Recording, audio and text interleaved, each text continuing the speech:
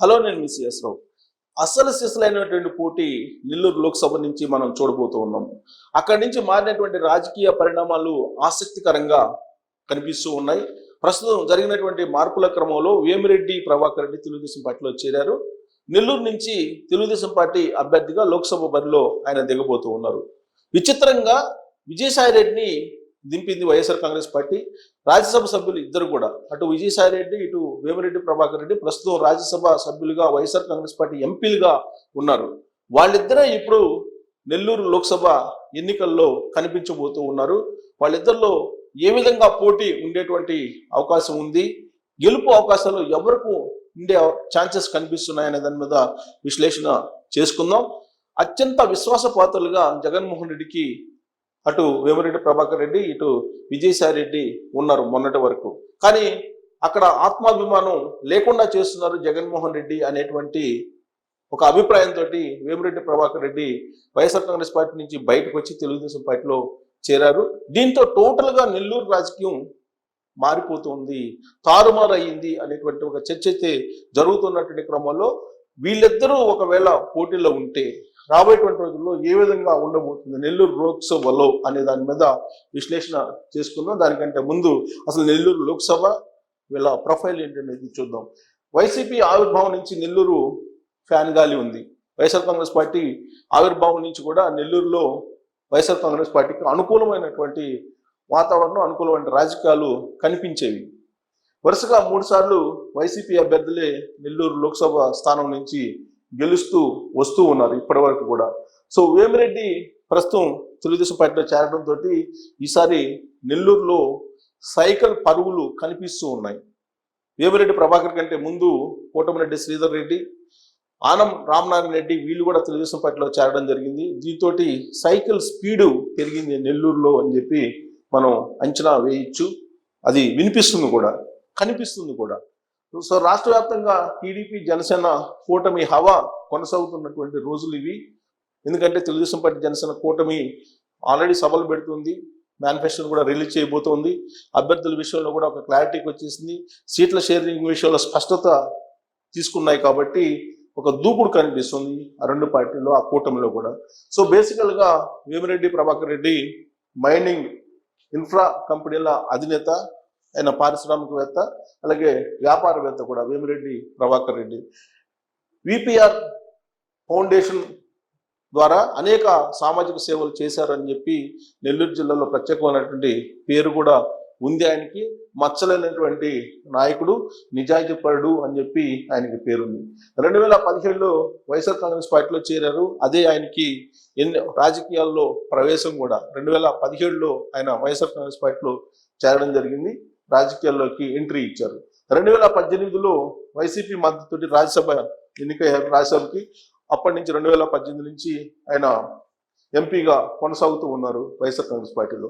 So Nellore MP seat YCP అభ్యర్థిగా ప్రచారం జరిగింది ఆ మధ్యకాలంలో, దాదాపు ఒక నెల క్రితం. అది రకరకాలుగా మలుపులు తిరిగింది. లోక్సభకు పోటీకి కొన్ని కండిషన్స్ కూడా వేమిరెడ్డి పెట్టడం జరిగింది. వేమిరెడ్డి ప్రభాకర్ రెడ్డి ఆయన నెల్లూరు లోక్సభ బరిలోకి దిగాలని చెప్పి జగన్మోహన్ రెడ్డి చెప్పినప్పుడు కొన్ని కండిషన్స్ వేమిరెడ్డి ప్రభాకర్ రెడ్డి పెట్టారు.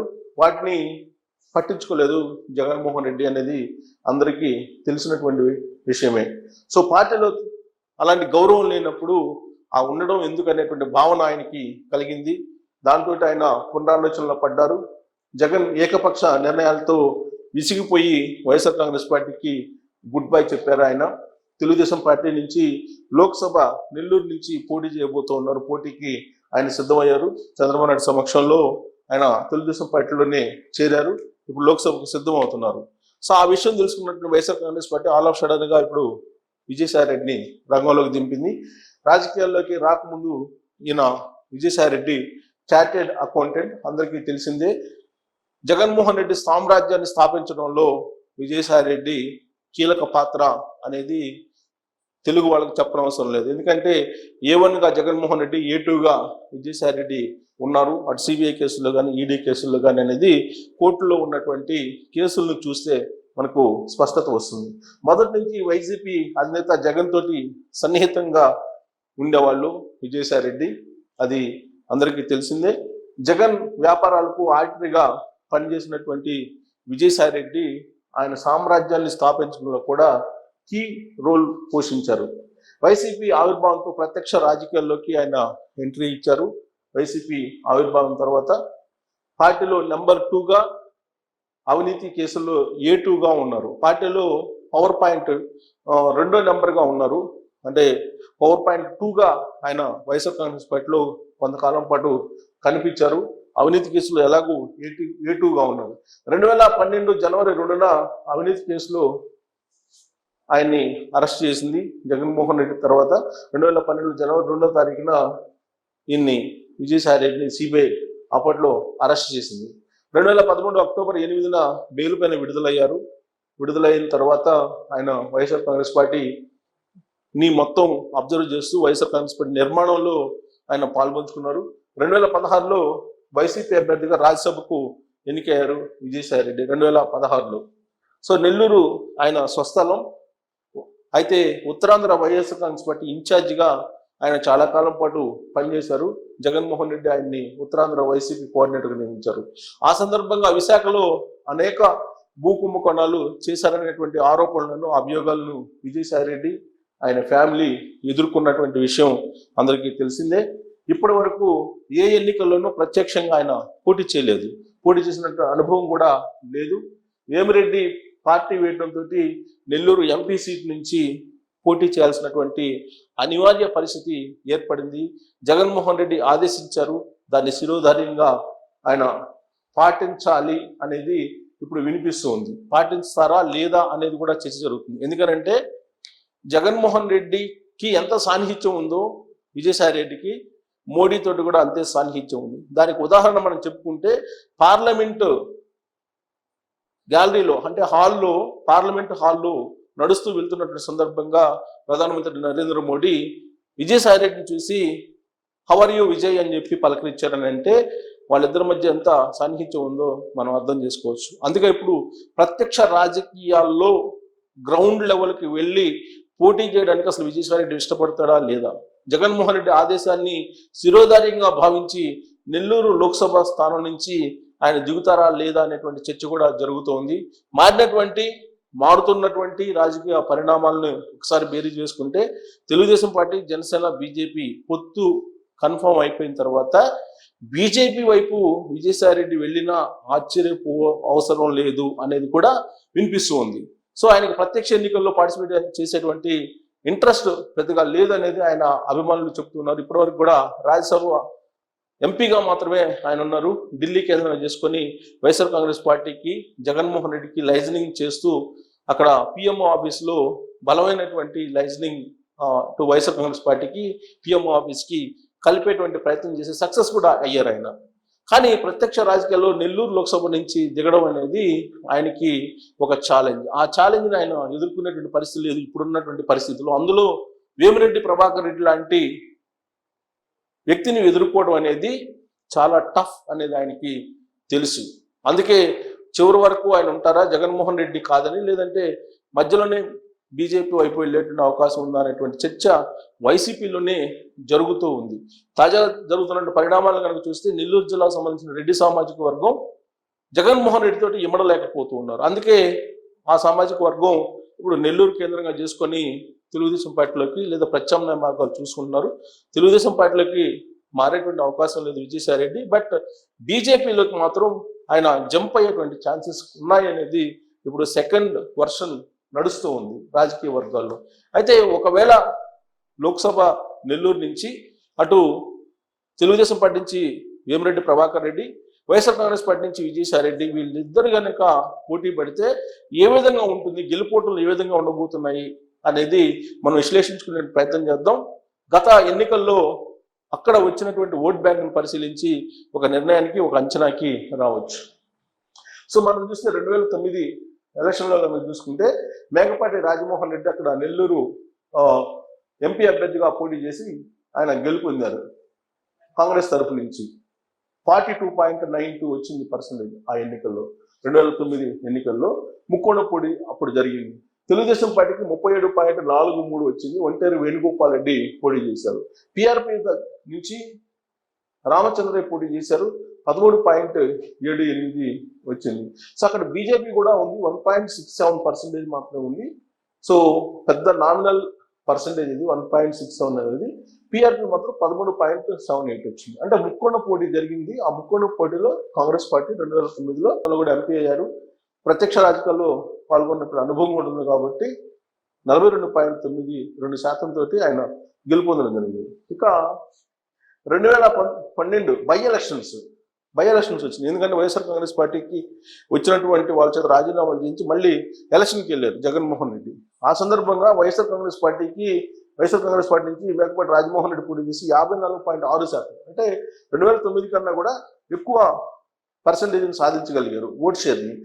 కాంగ్రెస్ పార్టీ సుబ్బరామిరెడ్డి పెద్ద లీడర్ ఆయన కూడా. సో ఆయనకి 24.85% మాత్రమే వచ్చాయి. టీడీపీ నుంచి ఒంటరి వేణుగోపాల్ రెడ్డికి 15.71. ఆ ఎన్నికల్లో ఇండైరెక్ట్ గా తెలుగుదేశం పార్టీ కాంగ్రెస్ పరస్పరం సహకరించుకున్నాయి అనేది అప్పుడు వైఎస్ఆర్ కాంగ్రెస్ పార్టీ అంచనా వేసింది. సిపిఎం 1.83, ఇండిపెండెంట్ ఇవన్నీ లెక్కలేదు. సో ఇక అంటే highest vote bank Rajamohan Reddy 54.60 by elections. అది చాలా పీక్ స్టేజ్ వైఎస్ఆర్ కాంగ్రెస్ పార్టీది అనుకోవాలి. ఇక 2014 ఈ ఎన్నికల్లో మనం బెంచ్ మార్క్గా తీసుకోవచ్చు. 2014 ఎన్నికలు, ఎందుకంటే బీజేపీ, తెలుగుదేశం పార్టీ, జనసేన కూటమిగా ఆ ఎన్నికలు జరిగాయి. ఆ ఎన్నికల్లో తీసుకుంటే కనుక 2014లో వైఎస్ఆర్ కాంగ్రెస్ పార్టీ మేకపాటి రాజమోహన్ రెడ్డి పోటీ చేశారు, 48.53. సో ఆయన గెలిచాడు మూడోసారి వరుసగా. టీడీపీ నుంచి ఆదాల ప్రభాకర్ రెడ్డి 47.40. సో ఆదాల ప్రభాకర్ రెడ్డి చేసిన పొరపాటు ఏంటంటే అప్పుడు కొంత యాక్టివ్గా పార్టిసిపేట్ చేయలేదు, లేదంటే 1% పెద్ద తేడా లేదు. ఆదాల ప్రభాకర్ రెడ్డి ఓడిపోవడానికి స్వయం కృతాపరాధమే అనేది అప్పట్లో వినిపించింది. సో కాంగ్రెస్ నుంచి నారాయణ రెడ్డి వాకాటి 1.93%, పెద్ద నామినల్ అవన్నీ కూడా. సో ముఖాముఖి పోటీ జరిగిందని చెప్పుకోవచ్చు. 2014 ఎన్నికల్లో 1% తేడాతో మాత్రమే తెలుగుదేశం పార్టీ అభ్యర్థి ఓడిపోయారు. 2019 వచ్చేటప్పుడు ఇది వైఎస్ఆర్ కాంగ్రెస్ పార్టీ పీక్లో ఉన్నటువంటి ఎలక్షన్స్. వైఎస్ఆర్ కాంగ్రెస్ పార్టీ ఆదాల ప్రభాకర్ రెడ్డి పోటీ చేశాడు, ఆయనకి 53.48 వచ్చింది, హైయెస్ట్ ఓట్ బ్యాంక్. ఎందుకంటే నెల్లూరు లోక్సభ పరిధిలో జరిగిన ఎన్నికల్లో హైయెస్ట్ ఓట్ బ్యాంక్ 53.48% సాధించి ఆయన విజయం సాధించారు ఆదాల ప్రభాకర్ రెడ్డి. తెలుగుదేశం పార్టీ నుంచి బీదా మస్తాన్ రావు 40.47. సో ఇక్కడ క్యాండిడేట్ వీక్ అని చెప్పి అప్పుడు అనుకున్నారు. సో సిపిఎం అవన్నీ పెద్దగా ఏమీ ప్రభావం చూపలేదు. అక్కడ నువ్వానేనంటూ అంటే ముఖాముఖి పోటీ జరిగింది. ఆ ఎన్నికల్లో భారీ మెజార్టీ తోటి గెలవడం జరిగింది ఆదాల ప్రభాకర్ రెడ్డి. సో ఈసారి ఏం జరగబోతుంది, దీన్ని బట్టి మనం ఏం చేసుకోవచ్చు అంటే ఈసారి ఆదాల ప్రభాకర్ రెడ్డి, మేకపాటి రాజమోహన్ రెడ్డి వీళ్ళిద్దరు గట్టి క్యాండిడేట్స్. 2014 ఎన్నికల్లో వీళ్ళిద్దరు జరిగిన మధ్య పోటీలో కేవలం 1% మాత్రమే తేడా ఉంది. ఈసారి ఇక్కడ మనకు విజయసాయిరెడ్డి, అలాగే విజయసాయిరెడ్డితో పాటు ఇప్పుడు వేమిరెడ్డి ప్రభాకర్ రెడ్డి తెలుగుదేశం, వీళ్ళిద్దరు గట్టి అభ్యర్థులు. సో కాబట్టి వాళ్ళ మధ్య జరిగేటువంటి పోటీ చాలా టఫ్గా ఉండేటువంటి అవకాశం ఉంది. సో మనం నెల్లూరు లోక్సభ పరిధిలో ఇటీవల జరిగినటువంటి సర్వేలో పైనల్ చేసినటువంటి సర్వే సంస్థ అది ఇచ్చినటువంటి రిజల్ట్ ప్రకారం అసలు నెల్లూరులో సిచ్యువేషన్ ఏంది, నెల్లూరు లోక్సభ అనేది కనుక మనం తీసుకుంటే దాని పరిధిలో ఉండే అసెంబ్లీ సెగ్మెంట్స్ ఎలా ఉన్నాయి, నెల్లూరు లోక్సభ ఎలా ఉందని తీసుకుంటే కనుక ఫిబ్రవరి 1వ తారీఖు నుంచి 14వ తారీఖు వరకు చేసిన దాంట్లో నెల్లూరు లోక్సభ తెలుగుదేశం పార్టీ జనసేనకి ఎడ్జెస్ ఉన్నాయి, అంచనా ఉంది, గెలిచేటువంటి అవకాశం ఉందని చెప్పి చాలా క్లియర్గా అంచనా వేస్తుంది.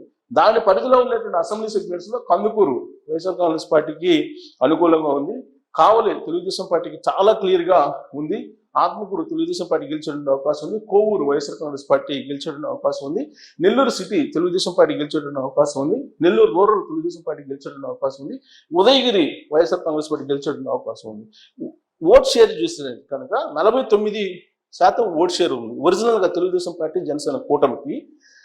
అలాగే ఇక్కడ వైఎస్ఆర్ కాంగ్రెస్ పార్టీకి 46% ఉంది, కాంగ్రెస్కి 2, బీజేపీకి 1. ఇక్కడ మనం విశ్లేషణ చేసుకోవాల్సిన అంశం ఏంటంటే తెలుగుదేశం పార్టీకి నిన్నటి వరకు కూడా బలమైనటువంటి క్యాండిడేట్ లేడు నెల్లూరు లోక్సభ నుంచి. కానీ ఆదాల ప్రభాకర్ రెడ్డి అనేటువంటి బలమైనటువంటి అలాగే నీతివంతమైనటువంటి చిత్తశుద్ధి కలిగినటువంటి లీడర్ దొరికారు. ఆయన ఎలాంటి మచ్చలేనటువంటి లీడర్ ఆయన వేమిరెడ్డి ప్రభాకర్ రెడ్డి. సో కాబట్టి ఈ 49% ఉన్నటువంటి ఓట్ బ్యాంకు, కూటమికి ఉన్నటువంటి ఓట్ బ్యాంకు మరింత పెరిగేటువంటి అవకాశం ఉంది.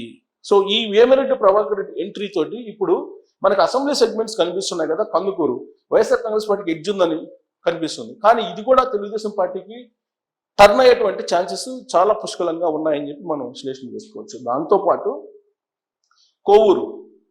కోవూరు నెల్లూరు పక్కనే ఉంటుంది. అక్కడ చూసుకుంటే వేమిరెడ్డి ప్రభాకర్ రెడ్డి ప్రభావం చాలా ఎక్కువగా ఉంటుంది. బట్ అక్కడ ప్రసన్న కుమార్ రెడ్డి ఉన్నప్పటికీ కూడా అక్కడ గట్టి పోటీ ఇచ్చేటువంటి అవకాశం ఉంది. అక్కడ కూడా తెలుగుదేశం పార్టీ ఎడ్జ్ తీసుకునేటువంటి ఛాన్సెస్ ఉన్నాయి. ఇక ఉదయగిరిలో ఖచ్చితంగా అక్కడ వేమిరెడ్డి ప్రభాకర్ రెడ్డి యొక్క ప్రభావంతో తెలుగుదేశం పార్టీ 100% గెలిచేటువంటి అవకాశాలు కనిపిస్తున్నాయి. తెలుగుదేశం పార్టీ అలాగే జనసేన కూటమి. కాబట్టి ఒక కోవూరు మినహా, కోవూరుతో సహా కోవూరు కూడా ఎడ్జ్ తోటి గెలిచే అవకాశం తెలుగుదేశం పార్టీ.